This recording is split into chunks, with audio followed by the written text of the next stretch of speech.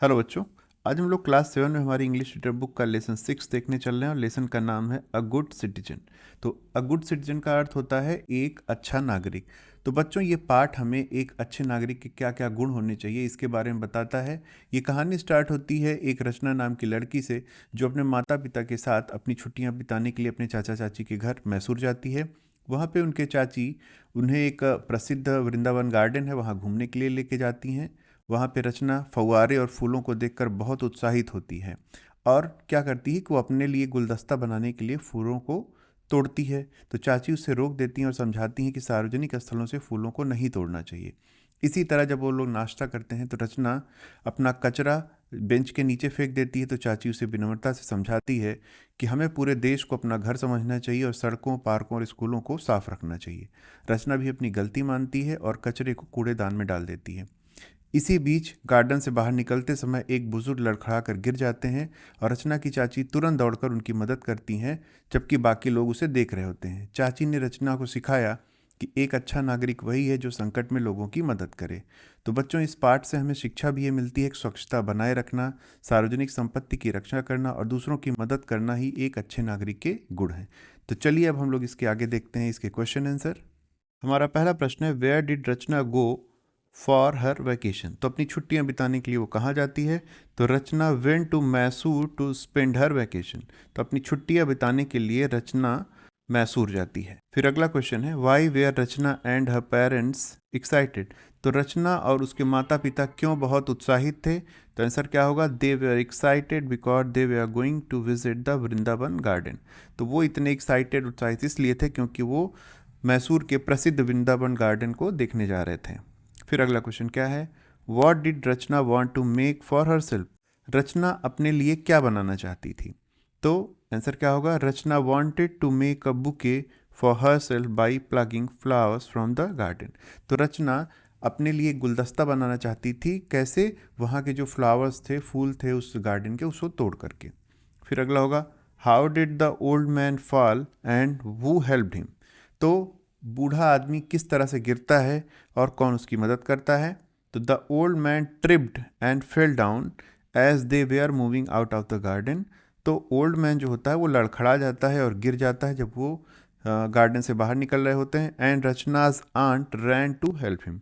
और मदद कौन करता है? रचना की आंटी जो थी, चाची जो थी, वो दौड़ के उसकी मदद कर। फिर अगला प्रश्न है what must we do when we see anyone in trouble. तो हमसे पूछा जा रहा है कि हमें क्या करना चाहिए जब हम किसी को मुसीबत में देखते हैं। तो आंसर क्या होगा? We must always help people who are in trouble and take care of those around us. तो हमें ऐसे लोगों की जो मुश्किलों में है उनकी मदद करनी चाहिए। And take care of those around us, और अपने आसपास के लोगों का ध्यान रखना चाहिए। फिर अगला प्रश्न क्या है? What should be the qualities of a good citizen. अगर एक अच्छा नागरिक है तो उसकी क्या क्या क्वालिटीज़ होनी चाहिए, क्या क्या गुण होने चाहिए? तो आंसर क्या होगा? A good citizen should keep their surroundings and public places clean. तो एक अच्छे नागरिक को अपने आसपास की चीज़ों को साफ रखना चाहिए। Treat the whole country like their home. अपने देश को अपना परिवार समझना चाहिए। And be helpful and kind to others. और अन्य लोगों के प्रति हमें दयालुता का भाव रखना चाहिए। तो ये हमारा पहला सेक्शन ख़त्म हो गया है। अब हम लोग देखते हैं वर्ड पावर एक्सरसाइजेस। इसमें पहला है फिल इन द ब्लैंक्स। तो यहाँ पे आपको कुछ शब्द दिए गए हैं जिन्हें आपको जो खाली स्थान है उसमें भरना है। जैसे पहला है इररिस्पॉन्सिबल। इररिस्पॉन्सिबल मतलब होता है गैर जिम्मेदार। इंजॉयड, इंजॉयड का मतलब है मज़ा किया। वैकेशन मतलब होता है छुट्टियाँ। एक्साइटेड मतलब होता है उत्साहित। और पोलाइटली मतलब होता है विनम्रतापूर्वक। तो चलिए देखते हैं इन्हीं शब्दों को हमें भरना है। तो Nita is planning to visit Kashmir in summer vacation. तो नीता प्लानिंग कर रही है कि वो छुट्टियों में जम्मू कश्मीर जाएगी, कश्मीर जाएगी। अगला है Garima is excited to see her gift. तो गरिमा बहुत उत्साहित है अपने गिफ्ट को, उपहार को देखकर। फिर अगला है the teacher spoke to Manish politely. तो जो शिक्षक है वो मनीष से बहुत विनम्रतापूर्वक बोलते हैं।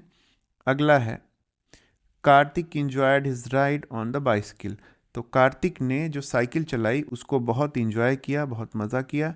फिर है Preeti's irresponsible behaviour has caused her a lot of trouble. तो प्रीति के गैर जिम्मेदार व्यवहार ने उसको बहुत सारी मुसीबतों में फंसा दिया। तो इस तरह से ये भी सेक्शन ख़त्म होता है। अगला है match the words given in column A with their meanings given in column B. तो दो कॉलम है, पहले में वर्ड्स दिए गए हैं और दूसरे में उनकी मीनिंग दी गई है, तो हमें इन दोनों को मिलाना था। पहला क्या है, फाउंटेन। तो फाउंटेन क्या होता है बच्चों, गार्डन्स में लगा होता है, यहाँ पे ऐसे एक फव्वारा जैसे होता है, यहाँ से पानी निकलता है। तो क्या होगा, water that is forced up into the air through small holes. तो स्मॉल होल्स से ये पानी निकलता है, इसी को कहते हैं फाउंटेन। फिर होता है वेस्ट। वेस्ट मतलब गंदगी, useless things thrown in the dustbin. तो डस्टबिन में जो चीज़ें फेंकी जाती हैं वो वेस्ट होती हैं। फिर है ट्रिप्ड। ट्रिप्ड का मतलब होता है to hit your foot against something and fall. तो लड़खड़ा के गिरने के लिए शब्द यूज़ होगा ट्रिप्ड। फिर है प्लग। प्लग का मतलब होता है to remove flower from the branch. अगर किसी फूल को तोड़ा जा रहा है तो उसके लिए शब्द का प्रयोग किया जाएगा। फिर है बुके। बुके होता है बंच ऑफ फ्लावर्स। तो कई सारे फ्लावर्स को मिला के जो एक गुलदस्ता बनाया जाता है उसको कहते हैं बुके। अब हम लोग अगला पार्ट देखते हैं, लैंग्वेज प्रैक्टिस। इसमें है right the feminine gender of the following masculine gender. मतलब यहाँ पे पुरुषवाचक शब्द दिया गया है, उसका आपको स्त्रीवाचक शब्द बनाना है। पहला क्या होगा, जैसे आंट। आंट किसका है, अंकल का है। अंकल का मतलब होता है चाचा, और इसका फेमिनिन जेंडर हो जाएगा चाची। फिर अगला शब्द है ओल्ड मैन। ओल्ड मतलब बूढ़ा आदमी, तो ओल्ड वुमेन इसका फेमिनिन जेंडर होगा। फिर है फादर। फादर हो गया मैस्कुलिन जेंडर, तो उसका फेमिनिन जेंडर होगा मदर। फिर है हेड मास्टर, प्रधान अध्यापक, तो प्रधान अध्यापिका हो जाएगा हेड मिस्ट्रेस। लैंड लॉर्ड का लैंड लेडी, और फिर मिल्क मैन का मिल्क मेड। तो इस तरह से ये भी सारे हमारे पार्ट खत्म हो गए। अब हम लोग देखते हैं पंक्चुएशन। तो बच्चों पंक्चुएशन क्या होते हैं, किसी भी वाक्य में कुछ ऐसे चिन्ह लगाए जाते हैं, उन चिन्हों के माध्यम से हमें समझ में आता है कि कहाँ पे हमें रुकना है, आवाज़ को तेज़ करना है, या किसी की कहे कोई बात है, कथन है। तो इन सब चीज़ों को अलग करने के लिए कुछ चिन्ह बनाए गए हैं। जैसे यहाँ पे दिया गया है कि आपको यहाँ पे कहाँ कहाँ पे कैपिटल लेटर्स लगाना है, कहाँ पे फुल स्टॉप लगाना है, कहाँ पे कॉमा लगाना है, क्वेश्चन मार्क लगाना है, इन्वर्टेड कॉमास लगाना है। जहाँ पे भी जो नेसेसरी है, जो ज़रूरी है, उसको प्रयोग करना है। जैसे देखते हैं, पहला सेंटेंस था रैशल इज़ ऑन वेकेशन। तो इस पहले सेंटेंस में मैंने उसे जो भी हमने पंक्चुएशन मार्क्स लगाए हैं उसको अलग कलर से कर दिया गया जिससे आप समझ पाएँ। क्या है, रैशल देखिए नाम है, नाम का पहला लेटर होना चाहिए था कैपिटल, तो ये हो जाएगा, यहाँ पे पहली गलती यहाँ है। और फिर वैकेशन के बाद यहाँ पे फुल स्टॉप नहीं लगा था, सेंटेंस ख़त्म होने पे फुल स्टॉप लगाते हैं, तो यहाँ पे ये हो जाएगा। सेकेंड सेंटेंस में भी पहला शब्द जो है वो कैपिटल होना चाहिए था, नहीं था, तो अबाउट का ए बड़ा होगा। फिर आएगा आपका वृंदावन गार्डन, तो ये भी एक प्लेस है, और प्लेस में हमारा नाम जो स्टार्ट होगा वो कैपिटल लेटर से होगा, तो वृंदावन का बी बड़ा होगा और गार्डन का जी बड़ा होगा। इसी तरह जब सेंटेंस ख़त्म हो रहा है तो वहाँ पे भी आपको फुल स्टॉप का प्रयोग करना चाहिए था। फिर हमारा तीसरा सेंटेंस है Rachel exclaimed wow what beautiful flowers and fountains are these. तो वो खुशी से चिल्लाती है, एक्सक्लेम्ड मतलब होता है खुशी से चिल्लाना। अब यहाँ पे रैशल का पहला लेटर आर बड़ा होगा, फिर यहाँ पे एक्सक्लेम्ड के बाद कॉमा लगेगा, और फिर जब वो शब्द बोलना शुरू करेगी तो वहाँ पे उसकी चूँकि कथन है तो हमें वहाँ पे डबल इन्वर्टेड कॉमर्स का प्रयोग करना है, तो वाव। फिर एक्सक्लामेटरी साइन लगाएंगे, what beautiful flowers and fountains are these. फिर यहाँ पे आपका फिर से आपका एक्सक्लामेटरी साइन है, और हमारा जब उसका सेंटेंस ख़त्म होगा तो दोबारा हम लोग डबल इन्वर्टेड कॉमर्स का प्रयोग करेंगे। अगले सेंटेंस में देखते हैं, फिर ये कथन से स्टार्ट हो रहा है, aunt did you know the old man whom you help. तो आंटी क्या आप, चाची आप ये जानती थी जिस आदमी की आपने मदद की है।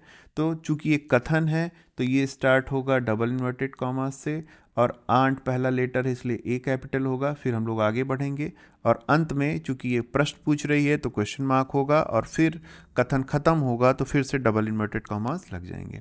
फिर है अगला सेंटेंस द गंगा। बच्चों जब भी कोई चीज़ ऐसी वर्ड में यूनिक हो या फिर ऐसी चीज़ हो कि जो पवित्र हो, उसके सामने कैपिटल लेटर का प्रयोग करते हैं। तो यहाँ पे द के का टी भी बड़ा हो जाएगा और गंगा का जी भी बड़ा होगा, flows through the states of. और उत्तर प्रदेश चूँकि ये भी एक राज्य है तो इसके भी दोनों लेटर बड़े होंगे, यू और पी, और इसके बाद अंत में आपका फुल स्टॉप लगेगा। फिर आखिरी सेंटेंस देखते हैं। फिर एक सेंटेंस है जो कि तनु ने बोला है, thank you for the nice present set Tanu. तो कहती है तो फिर इन्वर्टेड कॉमा से स्टार्ट हो रहा है, thank you for the nice present, फिर कॉमा लग रहा है और उसके बाद डबल इन्वर्टेड कॉमा से ये क्लोज हो रहा है, सेड तनु, तनु कहने के बाद यहाँ पे फुल स्टॉप से ये सेंटेंस समाप्त हो जाएगा। तो बच्चों इस तरह से हमारा ये चैप्टर भी समाप्त होता है। अगर आपको वीडियो किसी भी तरह से हेल्प कर रहा है तो चैनल को सब्सक्राइब कर लीजिए, जिससे अगला वीडियो पढ़े तो आपको मिल जाए। तो चलिए इसी के साथ अपना वीडियो समाप्त करते हैं, अगले वीडियो हम लोग फिर मिलेंगे, तब तक अपना ध्यान रखिए।